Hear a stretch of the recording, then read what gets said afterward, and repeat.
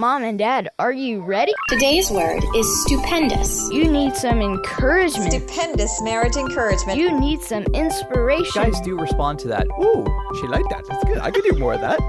I mean, in that way, we are like puppy dogs. Ooh, I can do that again. I can do that again. That's so funny. You're listening to the Stupendous Marriage Show With our friends Stu and Lisa Gray. Elmo loves that word. Stupendous. The Stupendous Marriage Show.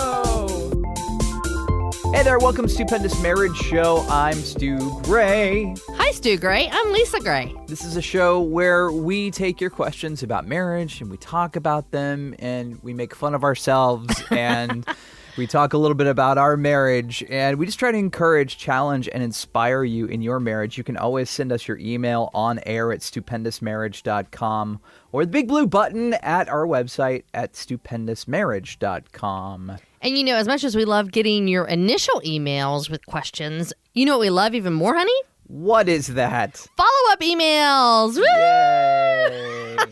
We have gotten a couple emails recently from listeners where we have answered their email on the show. And I just wanted to, if you wanted to read the one that we just got this past week, we just wanted to thank them for emailing in and kind of giving us an update.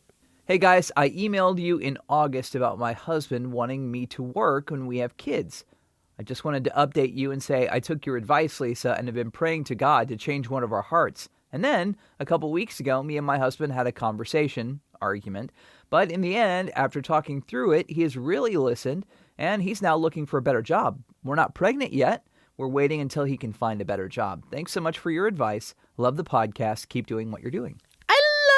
So many times people have asked us before, like, do we rehearse the show? Do we discuss beforehand what we're going to say? And we really don't. We both know the email we're going to talk about, but we like it to be raw and real. And we really pray beforehand that the Lord will give us information, ideas, and thoughts to say to the listener in regards to the email. And so that email, I specifically remember as you were talking during that email, I felt like the Lord said, you know, for her to just take some time in praying that their hearts would get on the same page. And so it's so exciting to hear that happened and that they're moving the same direction together. I don't know what you're talking about. I prepare for every email. I think about what I'm going to say and make sure I have something to say because I just be sitting here going, if I didn't look at the email and think about what I was going to say beforehand. Thank you very much. That's so funny. I meant you and I don't talk about it. Right. We refuse to talk to each other all week long and then we sit down here and we have a conversation. That's how this works. Oh, hush. And I apologize for the wintergreen camphor eucalyptus smell that is in the studio this week. My knees are hurting. Aw, what's wrong with your knees, honey? Well, we had a busy week last week with Halloween and your birthday, and then we were part of the musical at our son's school, Willy Wonka Jr. It was a lot of fun, but I was painting and in a gym and on my knees like several hours, and then we had to strike the show and jumping up and down and moving things around, and I'm just not as young as I used to be. You're not. I mean, I don't mean that badly, but hey, I'm still younger than you. You are. Oh, nice. Yeah. Oh, you give me grief about saying I'm getting older. See, the difference with you and I, yes, I am 2.5 years older than Stu. So you are. I will admit that. You will always be 2.5 years older than me. That Except really in that disappoints weird me. 6-month period where you're only 2 years older than me. True, yes. But I am I don't want to say I'm embracing my age, but it just doesn't bug me. I refuse to get older. When I got the bifocals, I, went through a period of I can't believe I have to look up differently now, to look down, to read things. I'm like, really? My body is going to do this to me? My eyes are going to do this? Why? Why, God, why? Maybe this is your midlife crisis. Some guys... I need a Ferrari. I know, some guys go buy a Ferrari. You already have your ears pierced. So you can't go do that. You don't like tattoos. So just maybe obsessing about all the aches and pains that come along. Maybe that's it. I could never find anything I wanted on my body permanently the rest of my life. We've talked about the fact that I graduated from a women's college, and the guys of Stevens College who were in my class, who were 4 or 5 of us, And we talked about getting like the male symbol and writing Stevens on it, like we're the men of Stevens College, and that was going to be the tattoo we got. And one of the guys went out and got this big ol' honking like Indian tribal thing on his shoulder and his back. And we're like, whoa, we're not going that far. That's crazy. And I'm like, I don't want that on my body the rest of my life. My grandfather got a naval tattoo on his arm. And by the time I was born, I mean, it was just this big green glob on his arm, and you don't know what it is. And I'm sure tattooing has come a long way since my grandfather got his arm tattooed. But still, I don't want to be 80 and have this big old glob on my arm and not know what it is. Yeah. So when you and I met, I was in my late 20s, and I was going through my midlife crisis then. Like, everybody joked with me about what is going on with you, because in a very short period of time, I went from buying an SUV to going out and getting a Jeep Wrangler, and I got my eyebrow pierced, and I was like, okay, I'm good. I'm good now. Like, I got that done, I think at 27, 28. And so now that I'm in my 40s, I'm like, no. I did that way back then. So I'm good. I don't mind my age. And I honestly, like the day after the show when you were complaining about your knees, which you've been doing quite a bit, but I complaining about my knees on a previous show? And I said, no, before the musical. Oh. I said to you the next day, I was really sore, but I said I would be surprised if I wasn't. Like, I worked really hard on Saturday. So if I had not been sore on Monday, again, just using muscles that I don't use every day and doing things I don't do every day. And so I'm so glad you found oils to help your knees, honey. Maybe we should go get another Jeep Wrangler. I liked your Jeep. That was cool. Oh, maybe no. that would be okay. Hey, I'll tell you what. We can get you a Jeep Wrangler if that means you stop whining about your body. I can't promise that. I cannot promise that. Oh, well. We got an email coming up. We're glad you're here.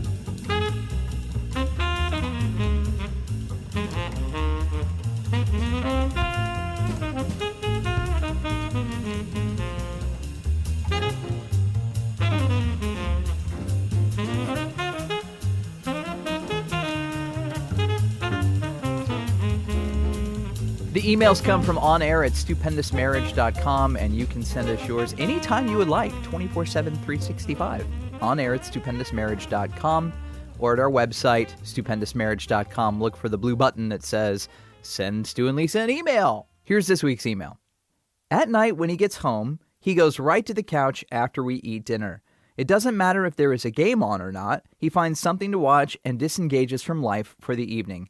We've stopped having sex because I'm tired of trying to interest him in me anymore. I feel like I could parade in front of him naked and he would ask me to get him a snack from the kitchen.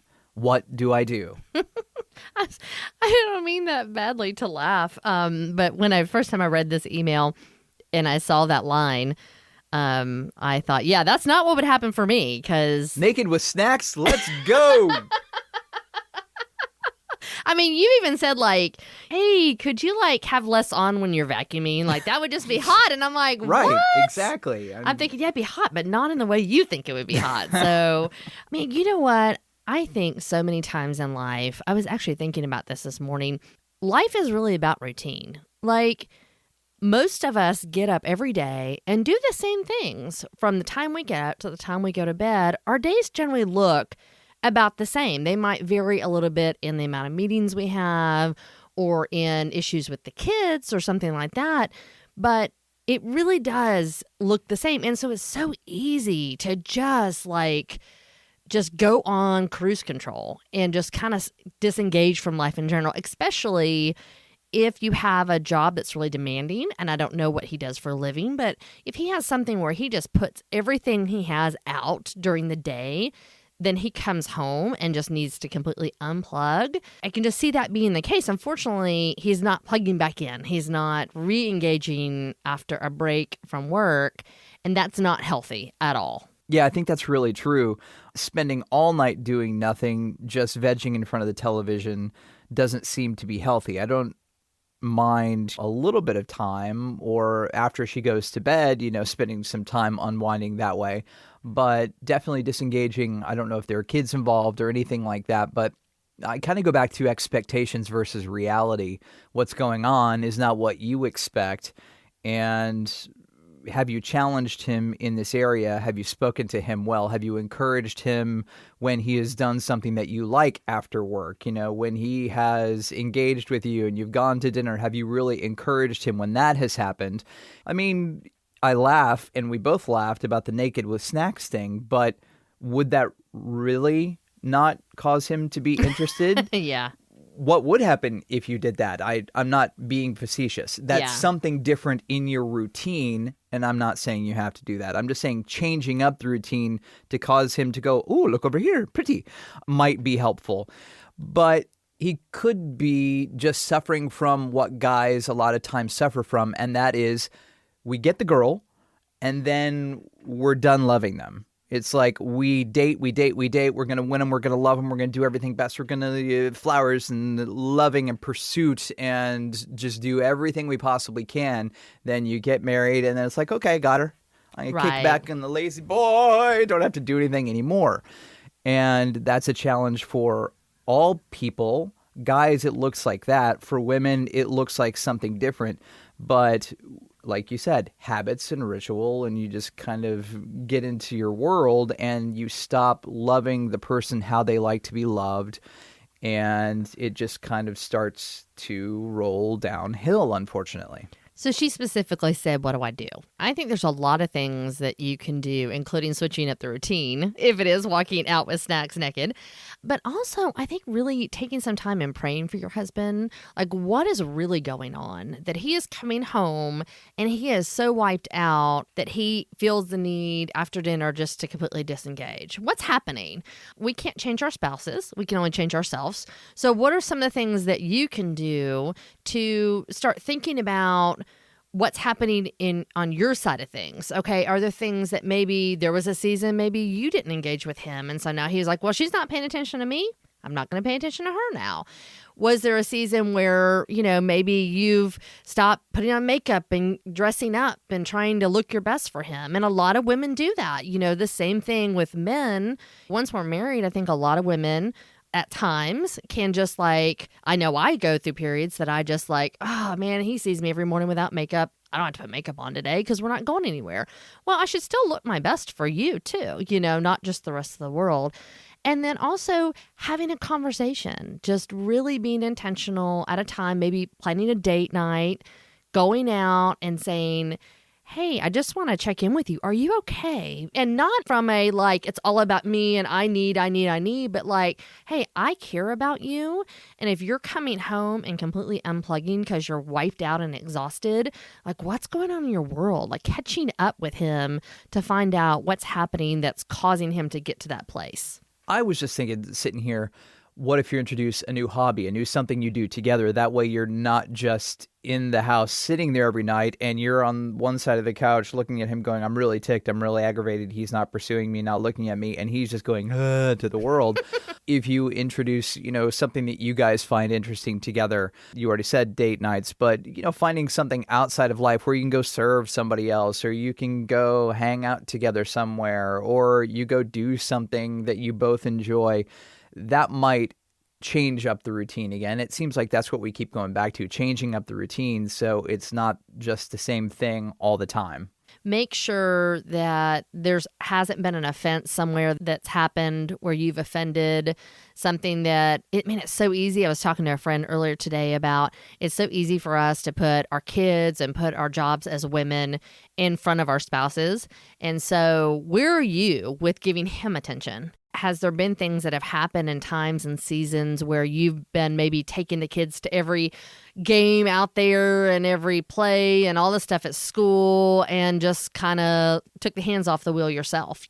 So it sounds like you're getting to the point of resentment, and resentment and anger are a secondary emotion and feeling. Mm-hmm. Something has to come before you get to anger and resentment. And I've been reading this Gary Smalley book, and I hadn't thought about anger being secondary in a long time, but it really is.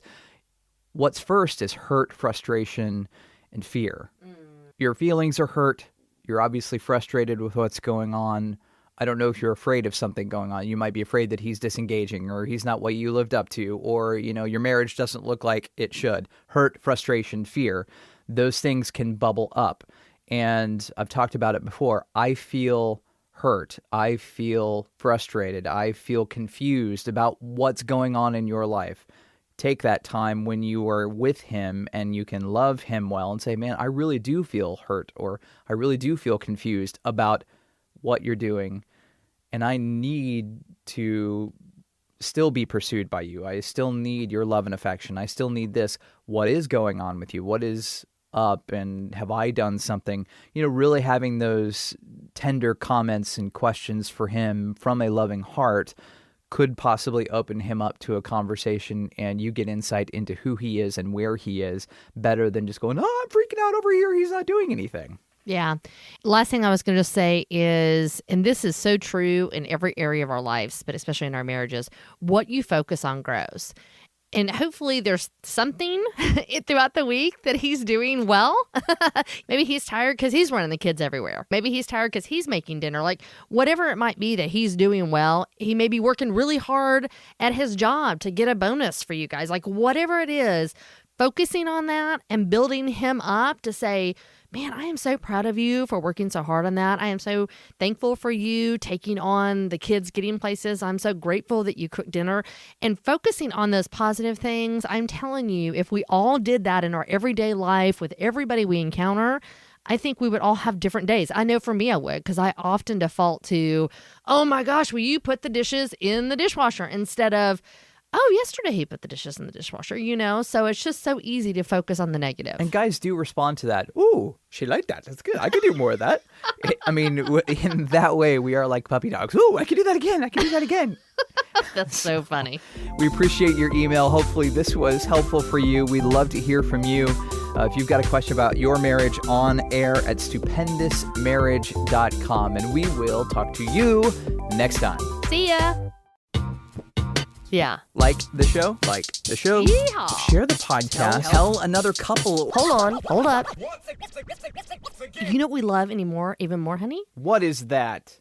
No, really. Like, we've heard. You're really more excited about this than I am. I am. I'm very more excited about this. Very more? Very more. Yes. It was worth it. The very more. So. Doesn't sound like it. I think it's them picking up leaves and stuff out front. Oh, okay. You missed the whole, I emailed you guys. Yes, okay. I was trying to just make it shorter. Yeah. That happened, and that they're, moving in the same way, that they're moving toward. As you cough. Yeah, I think that's really true. I mean, to challenge him. No, I think he definitely, I think, could be. Okay, let's start over. Yeah. Like the show? Like the show. Share the podcast. Tell your married friends.